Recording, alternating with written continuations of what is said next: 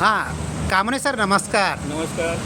आज एक बात चल रही है सनातन धर्म पे सभी जातियों को एक करने की, लेकिन सनातन में ऐसा क्या है कि कितना भी कोई प्रयास करिए एक होता ही नहीं है। आज से 800 साल पहले बसवेश्वर महाराज ने प्रयास किया था और लिंगायत लोग आज तक ये प्रयास करते रहे हैं, लेकिन वो निराश हो रहे हैं एक तरीके से। फिर बीच में कई बार प्रयास हुआ है। क्या कारण है कि जाति सनातन धर्म में लोग एक नहीं हो पा रहे हैं 1050 के बाद में? 1050 से पहले का काल देखेंगे तो कभी भी कोई बात होती थी, लोग इकट्ठा होते थे और इकट्ठा होकर के मुकाबला करते थे। ऐसा क्या हो गया? नहीं, सनातन धर्म के बारे में हमारे जो विचार है ये लोगों को समझ में नहीं आ रही कि सनातन धर्म है क्या। महात्मा बसवेश्वर ने 12वें शतक में मतलब जो भी हिंदू धर्म की जो जातियाँ है जो आपस में उस समय में मनमुटाव था या फिर आपस में कुछ तो भी बनती नहीं थी, तो उनका ये कहना था कि हिंदू धर्म की सभी जातियाँ एक मिला के अगर अपन एक वीरशैव लिंगायत धर्म के ऊपर अगर उनका ये कर विश्वास रखे तो भगवान शिव की जो पूजा होती है, हम लोग बहुत सारे देव देवताओं की पूजा करते हैं। एक आराध्य दैवत एक शंकर भगवान को अगर उनको एक रखते आगे भी रखते अगर हम उनकी पूजा करें तो ये सभी जातियाँ जो अलग अलग भगवान को मानते हैं, हाँ, अलग अलग भागों में बट गए। हाँ, तो एक हो जाएंगे। तो इसके लिए उस वक्त उन्होंने स्थापना की थी और उनका मेन उद्देश्य था कि जातिवाद नष्ट करना। जो शिव मतलब धर्म जो शिव को मानता है वो एक ही धर्म के समझते थे, तो उसमें फिर निचले जातियाँ, अगड़ी जातियाँ, पिछड़ी जातियाँ भी जो हम लोग बोलते हैं वो सभी उसमें आते थे। हाँ, जैसे शिवाजी महाराज इसमें कुछ हद तक कामयाब हुए। जैसे आज मराठा जाति एक अलग बन गई अंग्रेजों के काल में। उस काल में शिवाजी महाराज से जितने भी मावले जिनको कहा जाता है बार बार, वो सभी जाति, जिसमें रामोसी भी थे, कोली भी थे, धनगर भी थे, सभी कुणबी भी थे। तो सभी जातियों को जब शिवाजी महाराज का जो संघ था यानी समुदायों का, उसको मराठा संघ कहा जाता है। और अभी वो मराठा संघ अंग्रेजों ने तितर-बितर भी कर दिया। लेकिन आज क्या हो गया कि शिवाजी महाराज के बाद में ऐसा कोई नेतृत्व तो नहीं उभर के आ पा रहा है जो एक कर पाए। और शिवाजी महाराज इसको कुछ समय के लिए एक कर गए, लेकिन इसको शायद पेशवाओं ने इसको नष्ट कर दिया। कुछ इतिहासकार कहते हैं कि मराठा का चोला सबसे पहले ब्राह्मणों ने उतार फेंका था और यही ब्राह्मण अंग्रेजों के हाथ में मराठा साम्राज्य को हाथ में नहीं पैरों में रख गए। शिवाजी महाराज की धर्म स्थापना या राज्य स्थापना का मेन उद्देश्य सभी जातियों को एक मिलाना था। उसमें अगड़ी जातियाँ भी आती थी, पिछड़ी जातियाँ भी आती। महाराष्ट्र के हद तक उन्हें ये पता था कि जब तक हम लोग एक नहीं हो पाते, एक नहीं होंगे। अब महाराष्ट्र के हद तक 12 बलुतेदार पर हम लोग बोलते हैं, उसमें सभी समाज आता है। हाँ। धनगर आता है, तेली आता है, कुणबी आता है, माली आता है, महार भी आते हैं क्योंकि उनके कई सेनापति महार थे, मैंने पढ़ा भी है। आते हैं, आदिवासी भी आते, सभी आते हैं। उनका मेन उद्देश्य ऐसा था कि एक ताकत को हमें अगर ताकत के साथ लड़ना है, मतलब मुगल साम्राज्य से लड़ना है, तो जब तक महाराष्ट्र में ये सब जातियाँ एक नहीं हो जाती तब तक हम लोग लड़ नहीं सकते। और उनका जो विचार था एकदम सही था, जो आज भी लागू हो सकता है। मगर बीच में ऐसा हुआ कि कुछ सत्तांतर हुए कि जैसा कि पेशवाओं के हाथों में पूरी सत्ता आ गई। शाहू महाराज थे, उन्होंने ऐसा ही लगा कि भाई ये बहुत काबिल है, पहले बाजीराव पेशवा। नहीं, यहाँ पे मुझे देखो क्षमा करना क्योंकि मैं महाराष्ट्र के विषय पे बोल रहा हूँ। मैंने पानीपत का जब से दोबारा अध्ययन किया है तो मुझे पेशवाओं से सिर्फ बाजीराव के अलावा मुझे और माधवराव पेशवा, जिनकी कम उम्र में मृत्यु हो गई थी, इन 2 पेशवाओं के अलावा मुझे पेशवाओं में कोई अच्छा लगता ही नहीं है, क्योंकि ये सभी पेशवा और इनका परिवार ही गद्दार था। और इनका मकसद था जो मराठा हैं, जो सभी जातियों का मराठा संघ है, उसकी सत्ता को हाईजैक करना। क्योंकि उस महारानी, उस छत्राणी को इन्होंने दबा दिया, उसके साथ इन्होंने धोखा दिया, जिसने औरंगजेब को हराया था, ताराबाई। उसके साथ गद्दारी करके एक ऐसे मराठा सरदार को लाए जो न तो योद्धा था न ही विद्वान। इन्होंने उस मराठा सत्ता को हाईजैक करने का प्रयास किया। और जब मैं पानीपत का अध्ययन करता हूँ तो वहाँ पे भी इनका जो मकसद था एक अपने आप को बड़ा बना देना, अच्छा जाना कि हम ही सब कुछ है, बाकी तुम तुच्छ हो।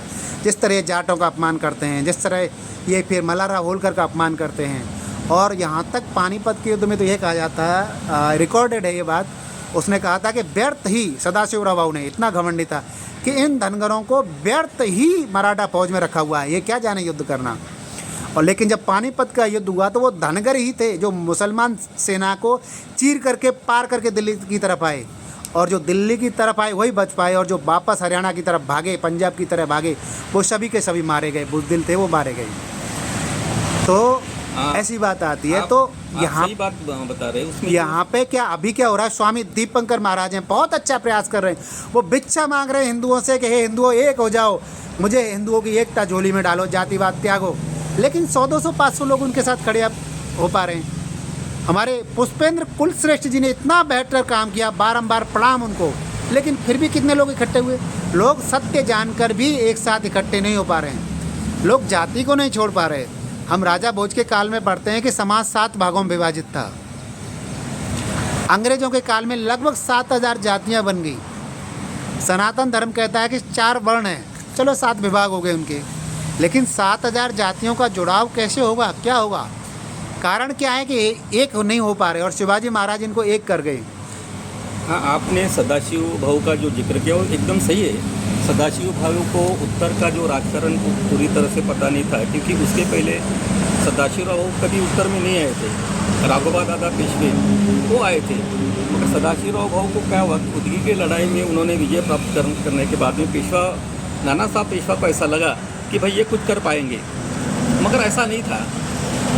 वो उत्तर हिंदुस्तान में जो लड़ाइयाँ होती थी, वहाँ की भौगोलिक परिस्थिति क्या है, वहाँ के कौन कौन राजा प्रबल है, किनका हमें साथ मिल सकता है, कुछ मुस्लिम लोगों का भी हमें साथ लेना है राजकारण साध करने के लिए, ये उनके समझ में, उनके दिमाग में नहीं आया था। और उनके जो सलाह देते थे, उनके जो सिंह थे, होलकर महाराज थे। नहीं, आप अभी रुक जाइए होलकर पे, क्योंकि मैंने जब मराठा हिस्ट्री का अध्ययन किया तो मुझे लगता था मराठा एक थे। अभी एक मधुसूदन राव होलकर है जिन्होंने काफ़ी कुछ लिखा है होलकरों की हिस्ट्री पे।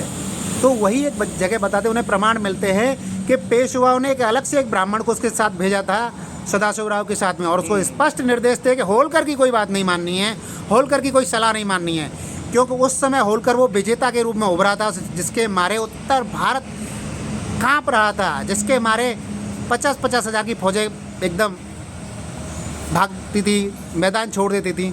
और जबकि होलकर की सेना में कभी 18,000 से ज़्यादा सैनिक नहीं रहे, 20,000 से ज़्यादा सैनिक नहीं रहे, क्योंकि वो नीतिवान भी था, जिसके डर के मारे जयपुर का राजा आत्महत्या कर लेता है, उसके नाम को दबाने का प्रयास होता है। होलकर अहमद शाह अब्दाली से लड़ रहा था, वो मेवात के इलाके में लड़ रहा था, एक जगह हार भी हो जाती है अचानक से, क्योंकि मुस्लिमों के इलाके में था।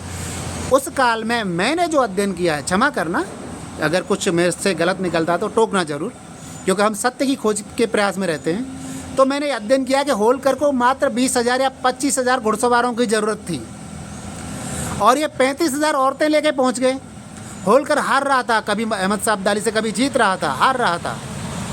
उसमें क्या हुआ कि जब ये सदाशिवराव चंबल पार कर गए, हाँ, तो मल्हारराव जी होलकर ने उनको बोला कि आप ये यात्रीगण जो साथ में ला रहे हैं, हाँ। ये इनका कोई मतलब नहीं आता, आप इन्हें यहाँ रोक दीजिए, हमें लड़ाई अब्दाली से करनी है। तो होलकर मल्हारराव जी ने जो सलाह दी वो मानी नहीं। मल्हारराव जी ने नहीं, वैसा शिंदे ने भी सलाह दी, सूरजमल जाट ने भी सलाह दी। हाँ, सूरजमल जाट और मल्हारराव जी का अपमान भी किया था। तो इन लोगों ने आपस में ऐसा मनमुटाव था कि मुझे ऐसा लगता है कि एक संघ होके नहीं लड़े। नहीं, एक संघ। और दूसरी बात है कि सदाशिवराव भाऊ को नेतृत्व करने की क्षमता उनमें नहीं थी। उनके साथ में विश्वासराव भी आए थे, उनमें भी क्षमता नहीं थी। उनमें तो बिल्कुल क्षमता इसलिए नहीं थी कि 18-19 साल के थे। नहीं, 18-19 साल के तो शिवाजी महाराज भी थे, 14-15 साल में जो चीज़ थी। परमेश्वर अवतार थे, वैसा मैं मानता हूँ कि उन्हें तो बचपन में भी समझ आती थी और बचपन से उन्होंने लड़ाई लड़ी थी। और मैंने एक चीज़ और देखा है मल्हारराव होलकर के बारे में, कि मल्हारराव होलकर से ज़्यादातर मराठा लोग नफरत करते हैं, पता नहीं क्यों। और ये पेशवाओं के दिमाग में उस समय भी नफरत थी, क्योंकि वो उस काल में सबसे ज़्यादा सख्त पेशवा कर रहे थे, ब्राह्मणों के लिए खतरा था मल्हारराव होलकर से। लेकिन मल्हारराव होलकर वो बंदा था कि पानीपत हारने के बाद में सबसे ताकतवर वही था, लेकिन फिर भी उसने अलग साम्राज्य की नहीं सोची। पता नहीं क्या था इन धनगरों में। जब मैं इंदौर के होलकरों का अध्ययन करता हूँ तो पता नहीं क्या दैवत्व पाता हूँ इनमें, कि जिस काल में पेशवाओं ने अपने राज्य को छुआछूत और पाप का पाखंड बना दिया, जिस पूना को शिवाजी महाराज ने मराठाओं को एक किया था, मराठा संघ बनाया था, इन पेशवाओं ने तितर बितर कर दिया, छुआछूत ला के रख दी, जातिवाद का बहुत बड़ा माहौल बना दिया। उस काल में यही होलकर इंदौर को, मालवा को क्या बना देते हैं, राम राज्य। और उत्तर भारत में होलकर की पूजा होती है, मल्हारराव होलकर की पूजा होती है, उसके मंदिर में पूजा होती है। उत्तर भारतीय धनगर उसको पूजते हैं मल्हारराव होलकर को, लेकिन मैं देखता हूँ कि महाराष्ट्र के लोग उनका इतना सम्मान नहीं करते। नहीं, ऐसा नहीं है। जिन्हें मल्हारराव जी के बारे में, उनके शौर्य के बारे में पता है, वो सभी सम्मान करते हैं। और विशेष करके जो इतिहास का ज्ञान रखते हैं, उन्हें पता होता है कि मल्हारराव जी का कितना योगदान है मराठा साम्राज्य में। उन्होंने अपना साम्राज्य मराठों ने या पेशवाओं ने जो साम्राज्य बढ़ाया है मालवा के अंदर या फिर राजस्थान के अंदर या अटक तक ये लोग गए, तो मल्हारराव जी का योगदान तो महाराष्ट्र कभी भूल नहीं सकता। जिन्हें ज्ञान नहीं है इतिहास का या जो अनजान है, स्टडी नहीं करते, वो ऐसा बोल सकते हैं। जहाँ तक मेरा सवाल है कि राज्य को साम्राज्य बनाने में मल्हारराव जी का बहुत बड़ा हाथ है। लायंस शेयर बोलते हैं, तो हाथ है उनको। और क्योंकि आप सत्य कह रहे हैं, क्योंकि बाजीराव पेशवा के जितने भी युद्ध हैं, आप गहराई से अध्ययन करोगे तो आप पाओगे जितने भी युद्ध हैं वो जीते गए इसलिए कि उनके साथ में मल्हारराव होलकर थे। वो दिल्ली भी इसलिए पहुंचे क्योंकि मल्हारराव होलकर अकेले ने 7-8 हज़ार सैनिकों के साथ में मुगलों की पूरी सेना को दिल्ली और आगरा के उस पार रोके रखा था, और बाजीराव पेशवे अलवर होकर के चुपचाप पहुंच गए। नहीं, मल्हारराव होलकर जी ऐसे सेनानी थे, मतलब सरदार थे पेशवाओं के, कि जो रणांगण में लड़ते थे। घर में बैठ के लड़ाइयाँ नहीं करते थे, प्रैक्टिकली जाके वहाँ पे शत्रु से दो हाथ करते थे तलवार लेकर। तो उन्हें युद्ध का बहुत ज्ञान था, और पूरा उनका जो लाइफ है वो पूरा नॉर्थ इंडिया में गया, उत्तर भारत में। तो उस वहाँ की क्या राजकीय परिस्थिति है, वहाँ की भौगोलिक परिस्थिति क्या है, सब उन्हें संज्ञान था। और युद्ध में ऐसा होता है कि भौगोलिक परिस्थिति का, सामाजिक परिस्थिति का जो ज्ञान होता है वही सक्सेस होते हैं। आप छत्रपति शिवाजी महाराज को देखिए। छत्रपति शिवाजी महाराज ने 18 अगड़ पकड़ जातियों को एक मिलाया। उन्हें पता था जब तक ये जाति हमारे साथ आती नहीं, हम विजय प्राप्त नहीं कर सकते। उन्होंने 4 जो बादशाह थी उस वक्त, वो 4 को उन्होंने दबा के रख दिया। मुगल साम्राज्य को उन्होंने दबा के रख दिया। आप यकीन रखिए, जब तक छत्रपति शिवाजी महाराज थे तो औरंगजेब की हिम्मत नहीं हुई महाराष्ट्र में आने की। शिवाजी महाराज का मृत्यु देहांत होने के बाद में ही वो आए लड़ने के लिए, और फिर भी वो जीत नहीं पाया। यहाँ उसका 26 साल तक यहाँ पे रहे।